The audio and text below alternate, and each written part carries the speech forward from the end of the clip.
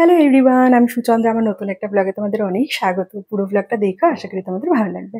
তোমরা সবাই কেমন আছো, কোথায় থেকে দেখছো অবশ্যই জানিও। চলো, আজকের ব্লগটা তো শুরু করে দিয়েছি। সকালবেলায় উঠে নিত্য যা কাজ থাকে সেরে রান্নাঘরে এসেছি। এখানে একটুখানি সবুজ মুগ ডাল ভিজিয়ে রেখেছিলাম, সেটা কাঁচা লঙ্কা রসুন দিয়ে পেস্ট করে তারপরে যা যা অ্যাড করার করে অয়েল ব্রাশ করে নিয়ে আমাদের ব্রেকফাস্টটা বানিয়ে নেবো।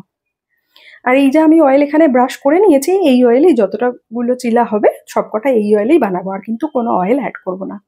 তার সাথে সকালবেলা আর তার উপরে এখন একটু বৃষ্টি বৃষ্টি ওয়েদার, একটুখানি গরম কিছু না খেলে ভালো লাগে না, সেটা কফি হোক চা হোক। তো আজকে একটু লাল চা বানিয়েছি। আর আমি সবসময় চেষ্টা করি কফি চা এগুলো একদম মিষ্টি ছাড়া খাওয়ার, বাট ওই যখন একটু দুধ দিয়ে স্ট্রং করে খাই তখন মনে হয় একটু মিষ্টি অ্যাড করি। তো সেই সব সময় না আমি একটু গুড় অ্যাড করে থাকি।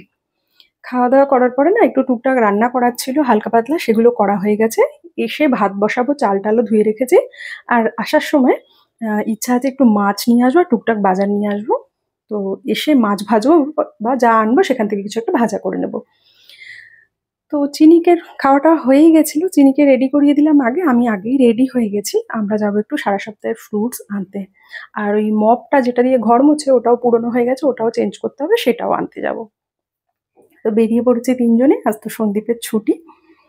আমরা যেখানে থাকি এখানে পাশে ফলের দোকান টোকান সবই আছে, বাট যেই একটা আমরা এর আগেও তোমাদের সাথে ভিডিওতে শেয়ার করেছি, একটু দূরে একটা জায়গায় যাই, সেখানে না হিউজ আর কি ভ্যারাইটি থাকে আর অনেক পরিমাণ থাকে।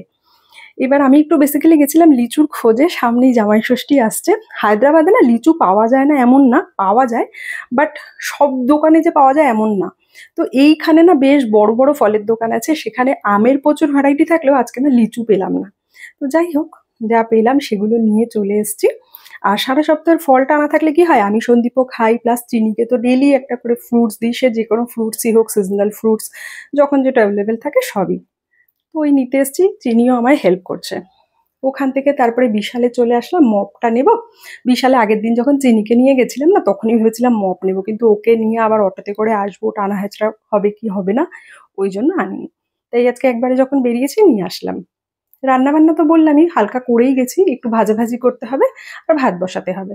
তো এখানে দেখো অনেক আম নিয়ে এসেছি, সেই আমগুলোকেই আর কি গুছিয়ে একটু রেখে নিচ্ছি। তার সাথে কমলালেবু, বেদানা, কলা, আপেল। কলা আগের কিছু ছিল, আবার আরো কিছু কলা নিয়ে এসেছি। তার সাথে বিশাল থেকে দেখো এরকম একটা পাউচ ব্যাগ নিয়েছি, কোথাও ঘুরতে টুরতে গেলে দেখবে টুকটাক জিনিসপত্র ভরতে লাগে, ওর জন্য। এরকম একটা স্মুদি খাওয়ার জন্য গ্লাস কিনেছি, দেখলেই তো কিনতে ইচ্ছা করে। এই স্টোরেজ বা বাকেট বলো, এটা কিনেছি ওই বেড সাইড টেবিলের উপরে রাখবো বলে, চিনির জিনিসপত্রগুলো গুছিয়ে। তো এখন একটু চিনি ফ্রুটস খাবে, চিনি বললো অরেঞ্জ খাবে, আর আমরা একটা আপেল কাটলাম, তো খেলাম। আর একটু আমও কেটেছিলাম, তো আম আর ওরকম ভাবে কাটিনি, এমনি যেমন দেখবে ছোটবেলায় সেই আমকে নরম করে ফুটো করে চুষে চুষে খাওয়া হতো না, সন্দীপ ওইভাবেই খেয়েছে। আর পটলতেও নুন হলুদ মাখিয়ে রাখলাম, তার সাথে ব্লগটাও শেষ করি।